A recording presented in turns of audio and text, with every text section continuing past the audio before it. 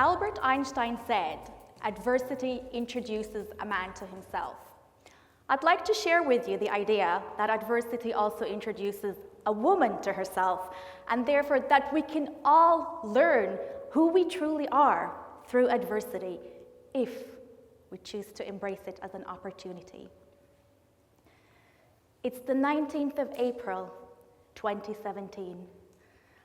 I'm sitting opposite him, waiting to hear what he has to say to me. After a little chit-chat, he looks straight into my eyes and says in a firm, masculine, and yet kind voice, "I'm afraid it's exactly like I thought last week, Caroline. You've got breast cancer." Breast cancer? But Dr. Lev, the GP told me that in 90% of cases, a lump in the breast is nothing to worry about. She told me I had nothing to worry about. And there's no history of cancer in my family, and I'm just 41. Doesn't breast cancer come to older women? I don't smoke. I don't drink. How can this be? And wait, is it treatable or am I going to die? How long do I have left if so? Oh, you recommend chemotherapy? I've heard about that one. Is that going to make me infertile? I've not started my own family yet. And am I going to lose all my hair? The questions in my mind are endless. And they rage on for the rest of that day. So to try and calm myself that evening so I can get a little bit of sleep, I'm scrolling on my mobile on Facebook, desperately trying to distract myself from anything cancer-related. And you know that feature that shows you what you posted on that exact same day in the past? It shows me that on the 19th of April, 6 years earlier, I'd posted a quote by my favorite author, Paulo Coelho, which said, "You can't control what happens to you in life, but you can always control how you feel and what you do about it." And in that instant, I was reminded that I still had a choice, as we always do. Adversity may have literally been thrown at me out of the blue that morning, but I still had a choice in what happened next, in how I lived the next and potentially lost part of my life. And so I chose to beat cancer no matter what. Even if I were to die, I intended to beat it through my positive attitude. The reason being, I knew cancer now affects 1 in 2 people across the world. And I wanted to use my own journey as a way to serve others, because it's not just about me. I believe that anything that shows up in our life is for the service of the world. So allow me to share with you the 3 main things that I have learned from my experience with breast cancer that allowed me to go from a victim receiving a cancer diagnosis in a doctor's office to the woman who stands before you today. 2 days ago, I became a best-selling author and soon to be an international speaker due to speak on 4 continents next year. Thank you. Number 1, believe in your core that you have a unique purpose or mission, and that everything that befalls you comes to help you fulfill it. This was my belief.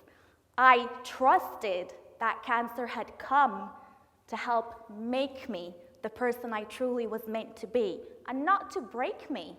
The reason being, the probability of any of us being alive at this particular moment in time has been estimated at 1 in 400 trillion. And therefore, it's not a coincidence. There is something unique about each and every one of us, something that the world needs from each one of us. And therefore, it's a duty and an honor for us to work out what that is and to use everything that comes our way to serve the world. It was this belief that made me launch a blog the very next morning after my diagnosis to share my journey publicly so that it may help anybody else who may find themselves in my shoes. And it was this belief that also inspired me to train as a public speaker and overcome my introverted nature so that I could share my journey and my message with more people across the world. I didn't waste time asking, why is this happening to me? Instead, I was asking, what am I being asked to learn from this? Who am I being asked to become? And what can I do with this? Which completely changes your energy and the way you deal with any adversity. It's a completely different perspective. Number 2, allow yourself to feel happy and to have fun no matter what. Some adversities, like beating cancer, are a long and arduous journey.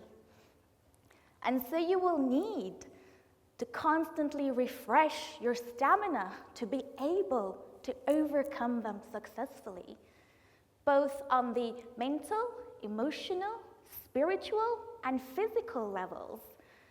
We have a tendency when things aren't going well to just stop having fun, or to think we're not allowed to be happy because, oh, it would be wrong. You know, what are you thinking? Things are falling apart. Well, what are you laughing for? That's not right.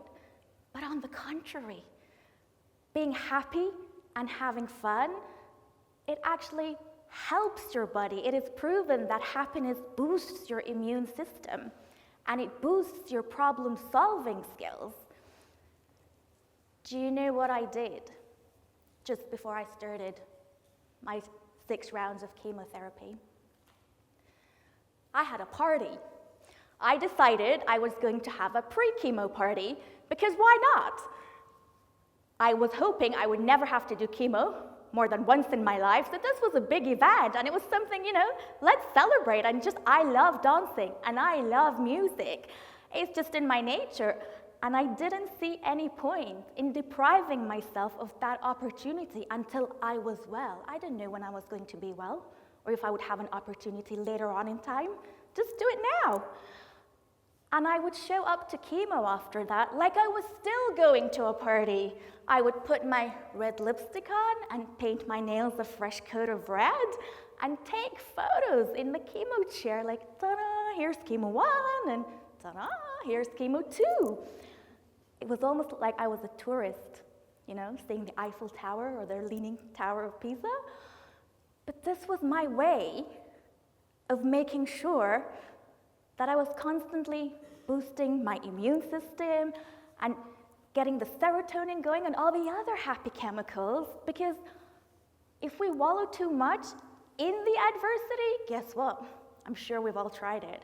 What happens when we focus too much on what's wrong? We find that there's more stuff that's wrong, right? So focus on the positives. And number 3, be open to redesigning your life. Don't try to desperately go back to the life you had before a challenge or adversity hit you.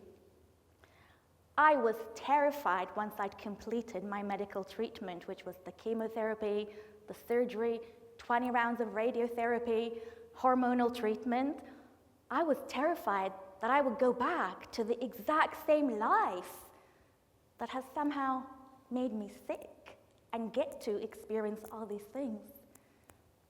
And I thought, a butterfly would never think, hey, I'd love to become a caterpillar again after the painful transformation it has gone through. So why would we?